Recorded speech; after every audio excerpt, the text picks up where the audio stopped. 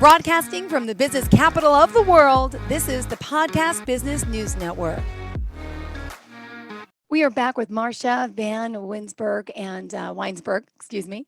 We should also mention she is, a speaker, an author, a professional, a business coach, and so many other titles I'm sure she has, right?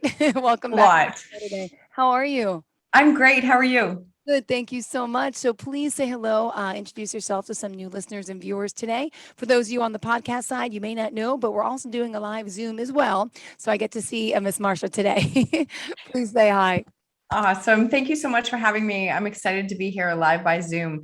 My name is Marsha Vanwynsberghe. I'm from Ontario, Canada, and I am a storytelling business coach, speaker, author, 2 times podcaster, and just thrilled to be here. I love to help women learn how to pull the lessons out of their story and show up authentically in their business. Great. Well, what would you like to discuss today? I know since this is our first Zoom, you may want to go over some of the things we have in the past. And for those that don't know, let's start with your website.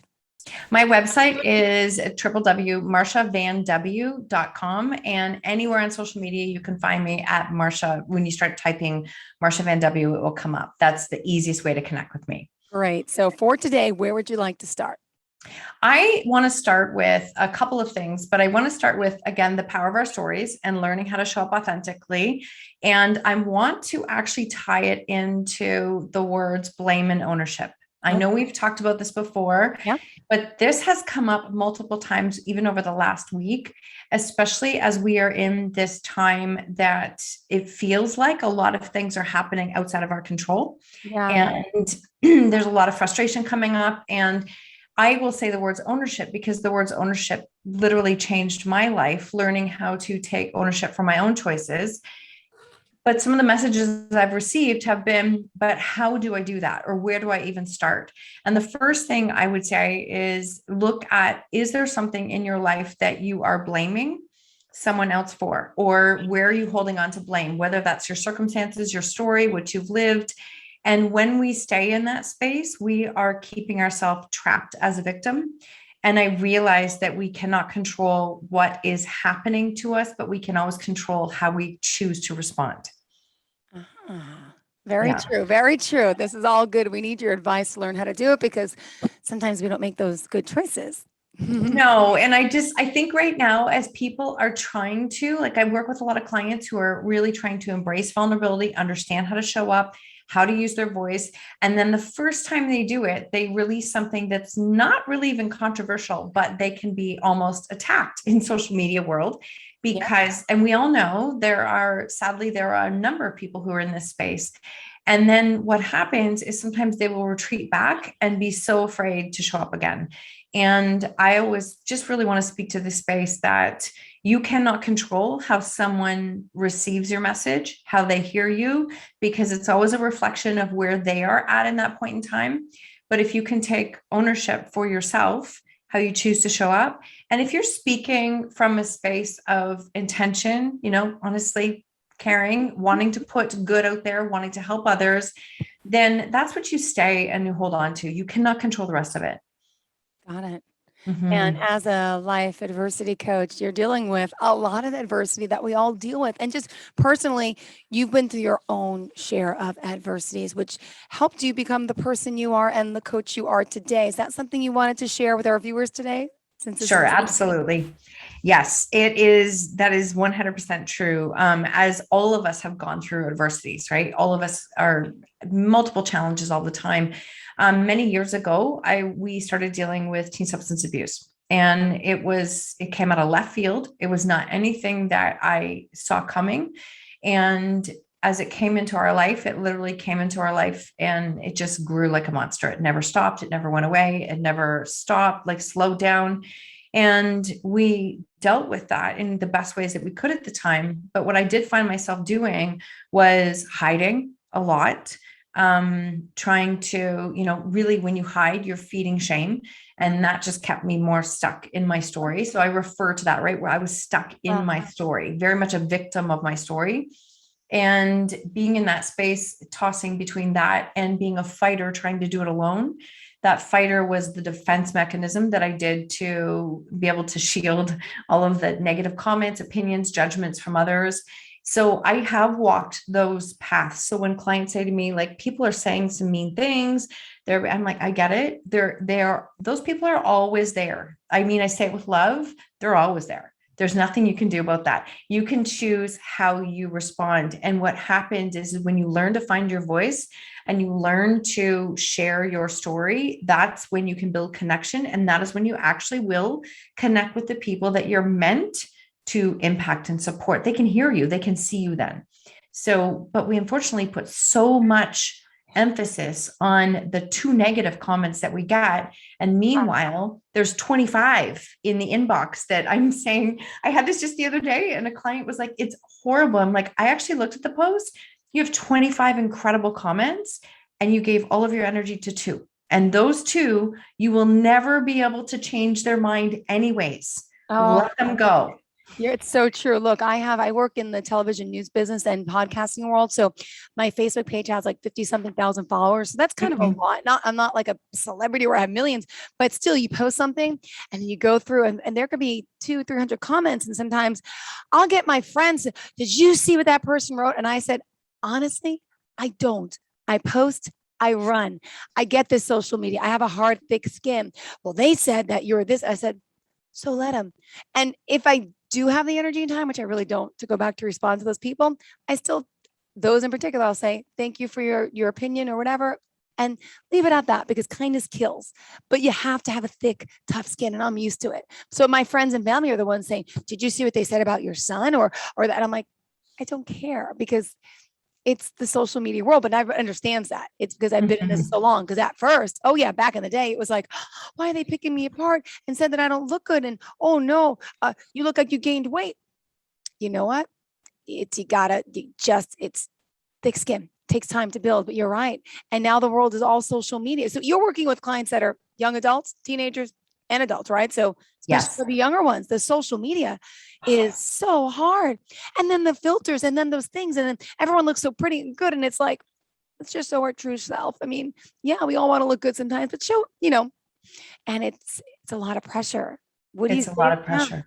So yeah. What else did you want to add to that topic of the pressure for those that you're working with the social media? How do you suggest they handle it when there's negative comments? For you just to say, well, ignore it. It's hard. How do you? Well, and I'm sure, like you said, it took you time to do that, right? It does.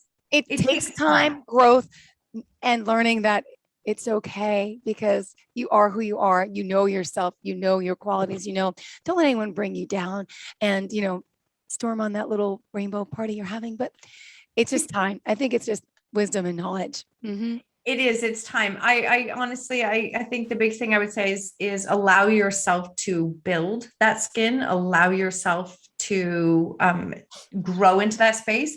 And a mentor once told me that every time you get a negative comment, like it means you are actually triggering people. And so I actually do embrace the triggers because we don't change anything until there are consequences or until we are pushed to or until we're triggered to.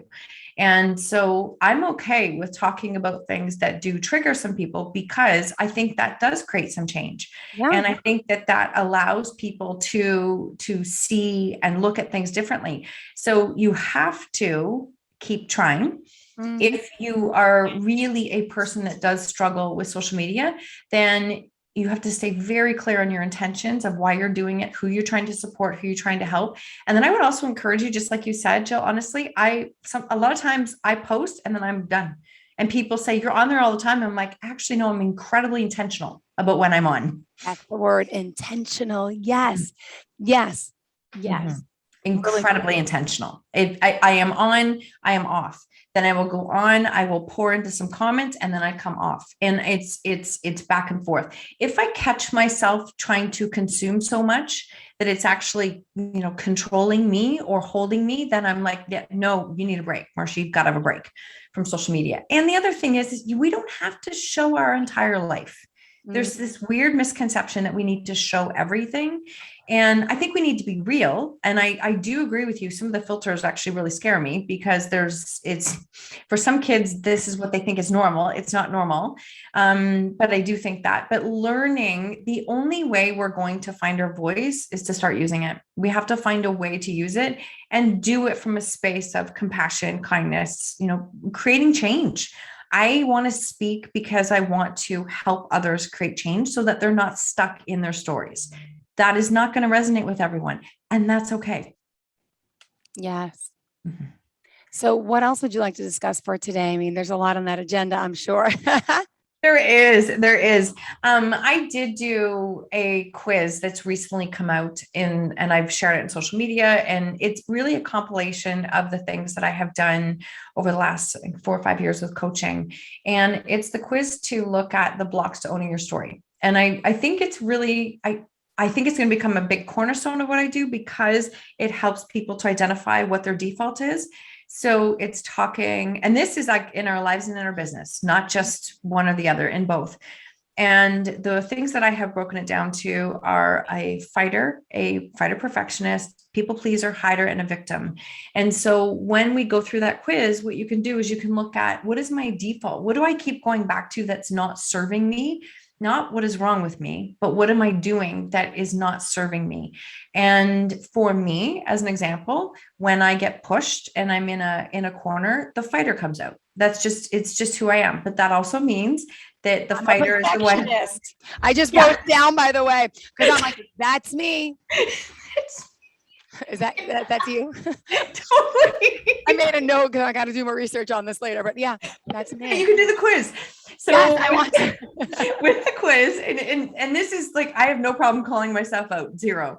So I am the fighter perfectionist, 100%. And the fighter perfectionist, people pleaser, hider, and victim. And so when you go through those, I think we spend so much time in all of those, but there's usually one dominant one that we have. And so when I get pushed in, or it's that kind of environment, the fighter comes out, the perfectionist comes out, and she's like, screw it, I'm just going to do it myself. I'm going to figure it out by myself. I'm going to do it on my own. And then what happens, that's my default. And then I burn out, and then I like lose joy. All those things. I think I'm hitting a sorry. Yes. I had a barbecue yesterday, Labor Day holiday. And look, I'm in tears now because I don't sit.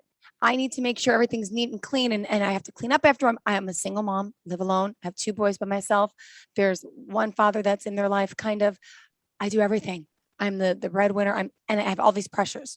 And then I'm also, my mother loves cleaning houses. I'm a perfectionist when it comes to cleaning and organizing. So now I have people at my house. All I know is I have to wake up. I have work tomorrow. I also now have to put away everything outside, clean up, because every company is going to leave and no one's going to help. Not that they should, but at the same time, I get overwhelmed.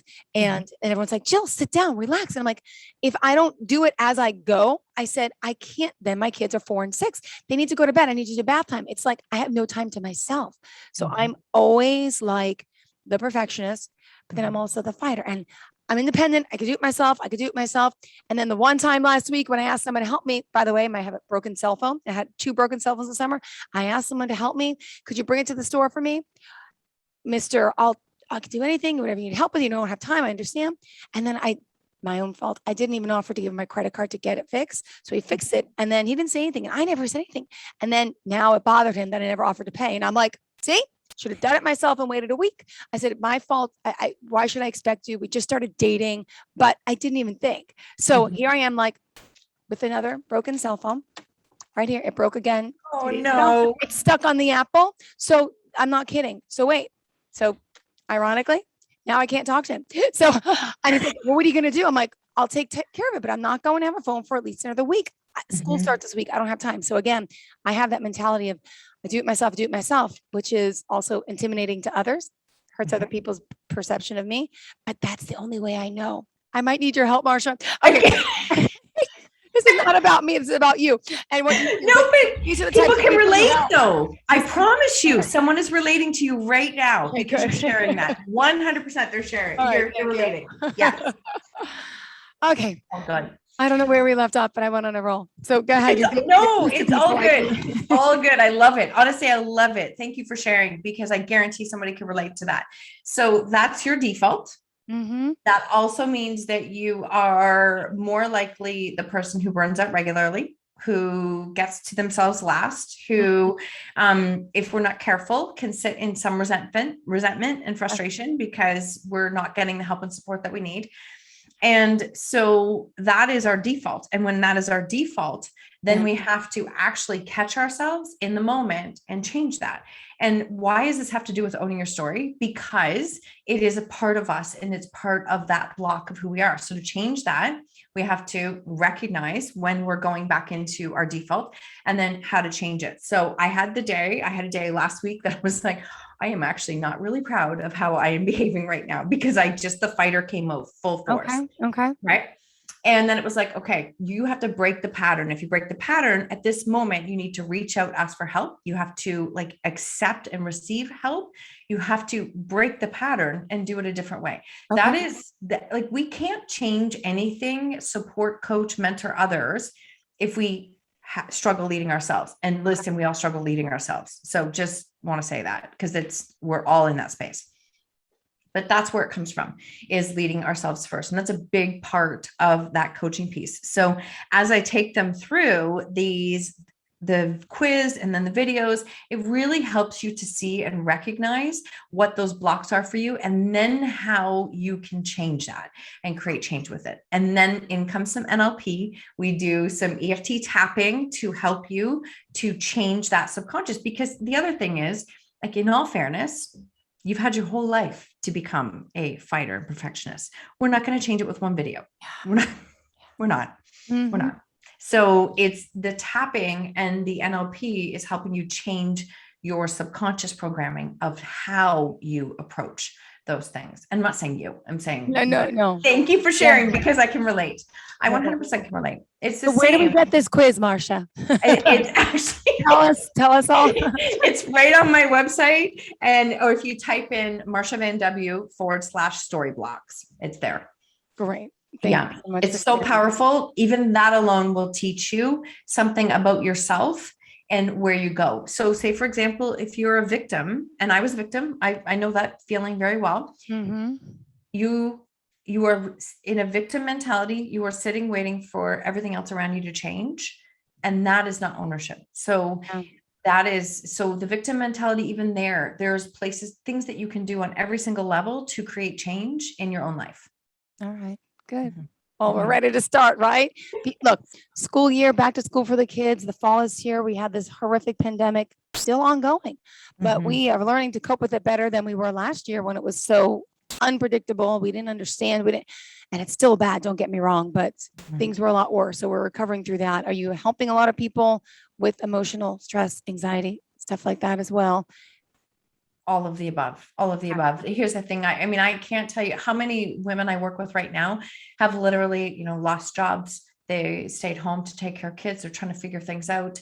They immediately go into, how do I pivot? How do I create a business? What do I do?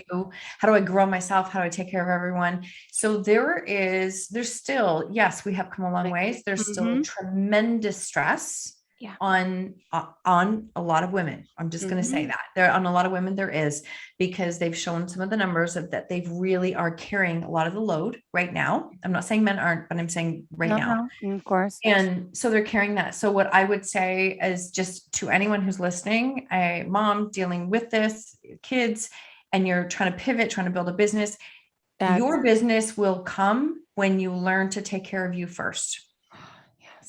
You cannot build a business if you can't put broken things together to build a business. You have to build yourself first. Get that oxygen mask on first. Oh God, I used to resent that. I used to me too, same, but my kids, and you're right, it makes sense. I resented it so much. But I tell you, when you learn to pour into yourself and take care of you, and you go first, your kids will see that example as well. Okay.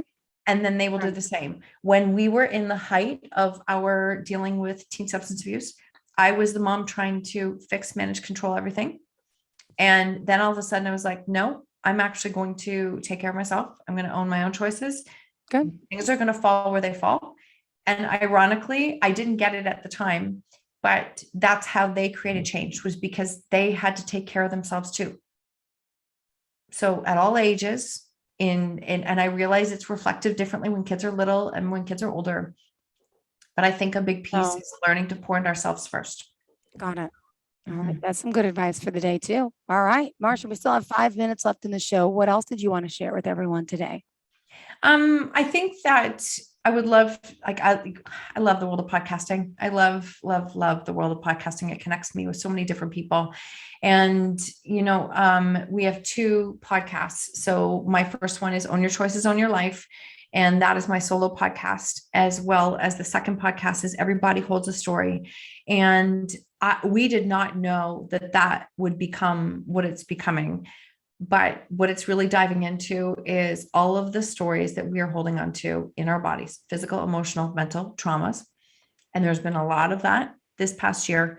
And a lot. And I just want to honor that the people we've been able to connect with, their stories are incredible. Encourage you, if you Yeah. really want Yeah. to change your mindset and help to see things differently, YouTube videos and podcasting is literally where I started.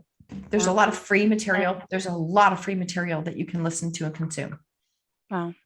Mhm. And there's some great testimonials on your website. And I'm actually, believe it or not, I'm on an old iPhone 5. My mother, who unfortunately passed away, I have her old phone. But it's so old, and because mine's broken and it keeps swirling. So I was just reading these testimonials that I wanted to share, but now they're gone. Sorry. It's okay. It's okay. I don't have the computer in front of me. I'm on it. So, but yeah, so that's what's next. But there's people obviously you've worked with and some stories. What would you say people are saying about the work you do? I mean, I read some of them before. I've read them last time too. But really, Marsha, there's a lot. So it's marshavanw.com. If you go to the homepage, you'll see the testimonials there. But what else did you want to share? I know it's hard to talk about yourself. That's why it's easier for me if my phone would. It's all good. It's all part of the story today. It's all good. Yes. It's all good. I think I'm watching right now, some of the women that I started working with even 2 years ago. There's a few of them that I saw today. They're releasing their story in a collaborative book. And they tagged me in social media and just thanked me for helping them 2 years ago, learning how to share their story, to own their story, to be in a space of, not being ashamed of what we have all come through. And I think that's a really big piece. We hold on to a lot of shame. We don't talk about it. We keep ourselves super small, and that doesn't serve us or anyone else. So as I watch some of these women come forward, writing their own books, publishing their stories in collaborative books, starting podcasts, they're using their voice. And I couldn't be more proud. I honestly could not be more proud. Oh, that's great. So you love doing what you do. Clearly, you have a passion for this. And you're on Instagram, you're on social media, Facebook. I was on there before, LinkedIn. So you can also connect with you that way. And for the obviously for the quiz to log on there. But we also want to ask you about, come on, I want to find the testimonials and I can't. You're also a personal trainer. I forgot that too. Oh, well, that was me for everything. I mean, I did. I don't now, but I did. Working with Marsha already in such a short time, one of the biggest takeaways is boundaries are not bad. Somehow, I always tied a negative connotation to that, but now realize it actually is healthy and helps create a happy life. My energy is my absolute most powerful tool, asset, and to protect it all at all costs. I realize now more than ever that I have the power to completely up level my life. You can't take on others' issues, not your issue, not your problem. That's from Peggy. This one, Chaos says that there's been a very deep hole they've been crawling out of for the past 3 years, and finally beginning to understand and accept my son's behavior and choices are his alone. And that by continuing the way I have been, there's no reason for him to change. It's working for him. So, I mean, and then the other one I read was from, had the pleasure of attending your Inspired Project event, by the way. Do you have any more of those coming up? Well, I would love to. We did. I've done 5. Okay. But a whole squad. What are they, by the way, for people that don't know? Yeah. They've been in Waterloo, Ontario. I've hosted the live events, and I think we've had 5, and anywhere between 40 and 50 women. And then I have some female speakers come in, and they all share their stories. They connect, and we take them through exercises throughout the day. Yeah. And it's been really powerful work. Yeah, well, it says it was empowering women. I highly recommend others treat themselves to a future event. You deserve it from Melissa. Marsha and her team always to put together an awesome, fun-filled day with advice, tips, tools to empower each and every one of us to leave and to something to move ourselves forward to living our own inspired lives. Karen says that's what she did. I mean, there's so much to you. And yeah, so the personal training, lucky you. I wish I had time to work out these days, but really, you do so much. And let me ask you, what clearly you love what you do. What would you say stands out overall with someone you've helped, and maybe a story you want to share before we go, or word of advice for us out there today listening? There's so many things. Yeah, there is. I am so grateful for the women who have said yes and who have said, okay, I actually can change my story. I can do something differently. I want to. And they commit and they do the work, and seeing changes in them in a very short period of time. It's so powerful that they see that change in themselves. And then all of a sudden they start, showing up and sharing. And now other people are benefiting from the changes that they've made. And that's the ripple effect.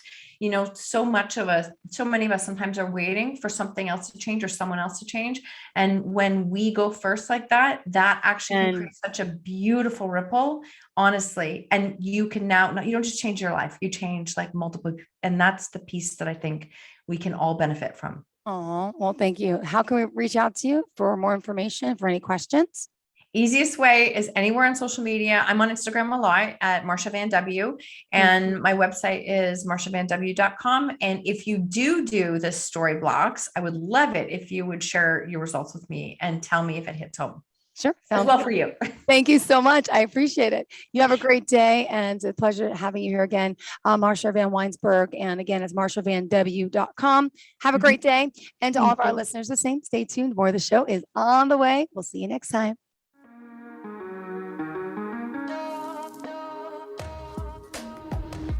Broadcasting from the business capital of the world, this is the Podcast Business News Network. For nearly 2,000 severely injured veterans, everyday life has become filled with barriers. Day-to-day simple tasks can become pretty daunting. I have to carry my chair up 2 flights of steps or have somebody do it for me. What scares me the most is just the falling. When I'm struggling with my house, I think, to have that one great barrier just knocked down, I mean, it's crucial.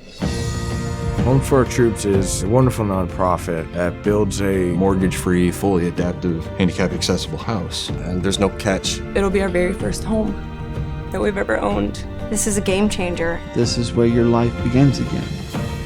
We need you to join us in completing this important mission. Please visit hfotusa.org and help build homes and rebuild lives. Because of you, everything's going to be okay.